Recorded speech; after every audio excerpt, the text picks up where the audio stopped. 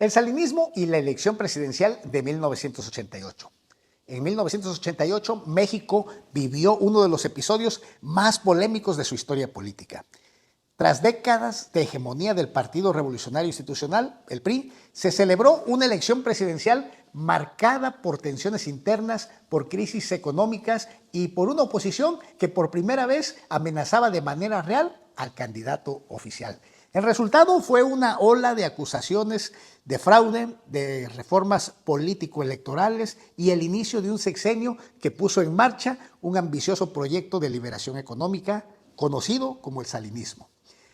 A principios de los años 80, México enfrentaba una severa crisis de deuda. El gobierno de Miguel de la Madrid aplicó políticas de austeridad muy severas y comenzó un proceso de apertura económica. Dentro del PRI surgieron varias fisuras. Una de ellas, la de Cuauhtémoc Cárdenas Solórzano, quien encabezó una corriente democrática y abandonó al PRI para fundar el Frente Democrático Nacional. Para la elección de 1988 se presentaron 4 principales candidatos. Uno de ellos, obviamente, Carlos Salinas de Gortari, del PRI, economista, joven, graduado en Harvard, exfuncionario, exsecretario de Programación y Presupuesto, representaba la continuidad del proyecto neoliberal. Por otro lado, estaba Cuauhtémoc Cárdenas, quien aglutinaba la coalición de partidos de izquierda, era exgobernador de Michoacán, hijo de Lázaro Cárdenas, e impulsaba la democratización y la justicia social. También estaba Manuel Cloutier del PAN, empresario sinaloense abanderado por la oposición conservadora, y Rosario Ibarra por el Partido Revolucionario de los Trabajadores, activista de derechos humanos. Las condiciones favorecían obviamente al candidato oficial. El PRI controlaba todo, los medios de comunicación, los órganos electorales, y sin embargo la campaña de Cárdenas logró aglutinar a sectores decepcionados por el sistema. El 6 de julio de 1988, millones de mexicanos acudieron a las urnas.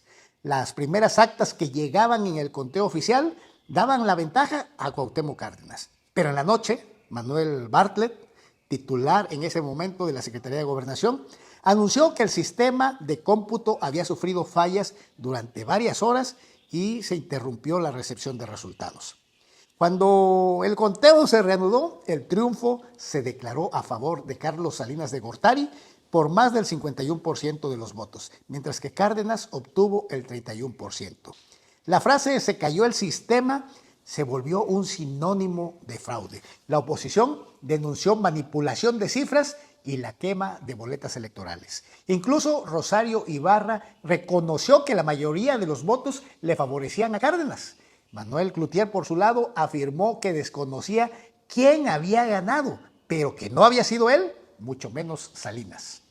Manuel Bartlett argumentó décadas más tarde que la caída del sistema fue un producto de un acuerdo entre el PRI y el PAN, pero la sospecha persiste. Las protestas masivas y la crisis de legitimidad llevaron a reformas importantes, como la de 1990, cuando se creó el Instituto Federal Electoral y se estableció un padrón de electores. En 1994 y 96 introdujeron a ciudadanos a los órganos y a la dirección del IFE, donde se prohibió la participación de la Secretaría de Gobernación. Esto para garantizar unas elecciones más justas. Estas reformas fueron la base de la alternancia que llevó a Vicente Fox a la presidencia en el año 2000. Soy Roberto Ábalos y si quieres saber más de historia política, sígueme.